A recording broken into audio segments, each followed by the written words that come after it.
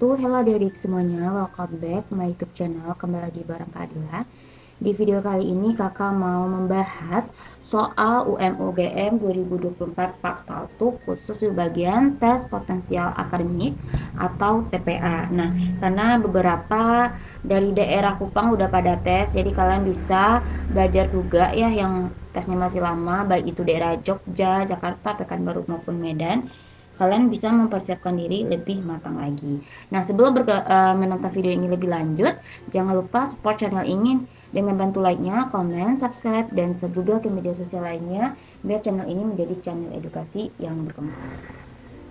Nah, aku punya rekomendasi buku belajar dari buku paten CBT UM-UGM. Itu udah mulai dari soal tahun 2020, 2021, 2022, 2023, serta prediksi pada tahun 2024. Nah, ini bisa kalian pesan bukunya. Kalau kalian nggak mau buku karena lama datangnya, kalian bisa pesan e-booknya ya. E-booknya kalian bisa kontak person aja 082319585459 yang harga e-booknya itu 35.000. Kalau kalian beli 2 e-book, untuk PTN lainnya itu gratis 1 e-book buat kalian ya. Jadi rekomendasi banget nih buat kalian yang ingin belajar untuk masuk ke jalur CBT UM-UGM. Nah, kemudian kita akan membahas soal yang pertama tentang sinonim ya. Nah, melihat, kira-kira melihat ini apa sih sinonimnya? A. Mengintip, mencicipi, mendengar, mengecap, atau menghela. Nah, ini lebih tepatnya jawabannya adalah mengintip, karena melihat itu kan sama dengan artian mengintip. Oke, kita lanjut ke soal nomor 2, lugu. Teman-teman tahu nggak arti lugu? Lugu itu kan artinya tidak banyak tingkah ya, atau sewajarnya saja apa adanya. Makanya lugu ini kalau kita lihat lebih tepatnya ke yang nomor yang ini ya, bersahaja ya. Bersahaja itu memiliki arti sederhana atau tidak berlebihan. Jadi sederhana ya, atau tidak berlebihan. Next, kita lanjut ke soal nomor 3, cemerlang. Teman-teman tahu apa arti cemerlang? Menurut KBBI, cemerlang itu artinya bercahaya atau bersinar atau berkilau. Maka kusam nggak masuk, biasa nggak masuk, berarti cerah ya, cerah masuk. Jadi jawabannya adalah yang option C. Lanjut ke soal nomor 4, debat. Debat itu sama artinya kayak pertukaran pendapat ya, atau memberikan alasan. Nah, debat ini kalau kita lihat lebih tepatnya kemana? Kalau komentar enggak, diskusi bukan. Nah, jadi debat ini lebih tepat ke pembantahan ya, karena dia apa namanya tuh,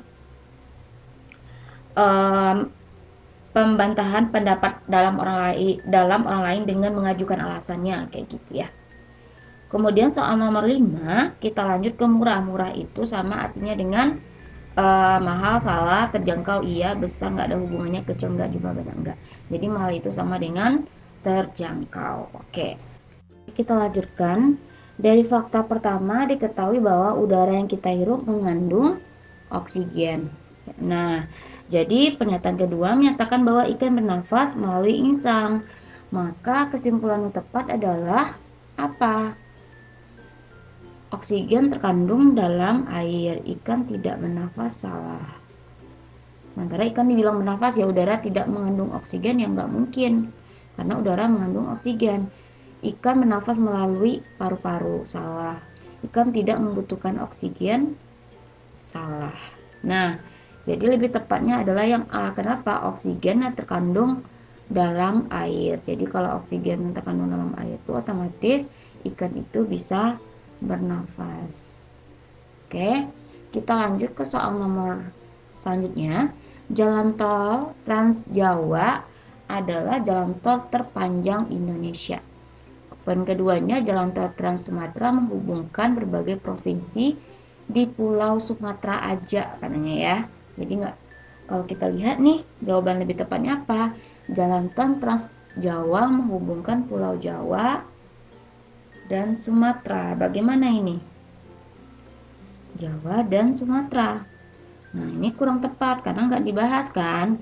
Jalan tol Trans Sumatera adalah jalan tol terpanjang, salah. Karena yang terpanjang itu adalah tol Trans Jawa. Jalan tol Trans Jawa tidak menghubungkan Pulau Sumatera. Nah, ini lebih tepatnya karena tidak ada hubungan mereka berdua ya.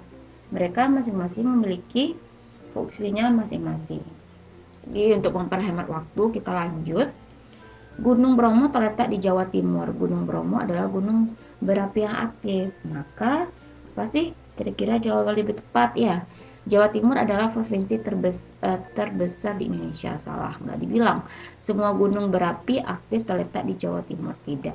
Gunung Bromo adalah gunung tertinggi di Jawa Timur. Gunung Bromo terletak di Jawa Timur. Nah, kalau yang ini bagaimana nih teman-teman? Lebih tepatnya yang mana? Adalah yang C ya, karena kita tahu memang Gunung Bromo itu adalah gunung yang tertinggi di Jawa Timur gitu. Faktanya memang seperti itu gitu ya. Maka lebih tepatnya yang itu. Kalau Gunung Bromo tidak terletak di Jawa Timur, ya salah karena kan dibahas di sini kan dia di Jawa Timur. Sedangkan Gunung Bromo merupakan gunung berapi yang sudah tidak aktif, juga nggak salah karena dibilang di sini adalah aktif. Oke? Jadi jawabannya adalah option C. Nah, kemudian kita lanjut yang bagian hitung-hitungan dasar ya. Ini bagian TPA, karena TPA ini poinnya kalau nggak salah berapa ya, pakai sistem plus minus juga ya. Jadi kalian harus benar-benar yakin nih. Kalau nggak yakin nggak usah jawab. Nah, 45 menjadi persen. Jadi kalau 4/5 dikali 100%, ini adalah 400/5% sama dengan 80%. Maka jawabannya adalah option C. Himpunan prima antara 1 sampai 10.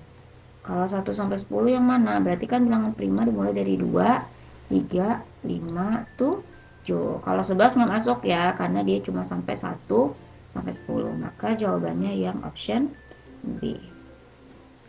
Kemudian bentuk persen dari pecahan 0,125. Berarti kalau bentuk persennya dikali dengan 100% sama dengan 12,5/100 ya, atau 12,5%. Maka jawabannya yang option C. Nah, oke adik-adik, jadi sekian dulu untuk beberapa soal yang bisa aku bahas ya. Ada berapa soal semuanya? 8, 9, 10, 11, 12. Ada 13 soal dan satu soal terakhir ini aku mau jadiin PR. Jadi kalian silahkan latihan jawab di kolom komentar ya. Nanti aku bahas di part berikutnya. Semoga video ini membantu kalian. Jangan lupa semangat terus dalam belajar ya, menggapai PTN yang kalian inginkan. Thanks for watching. See you on the next video. Assalamualaikum warahmatullahi wabarakatuh.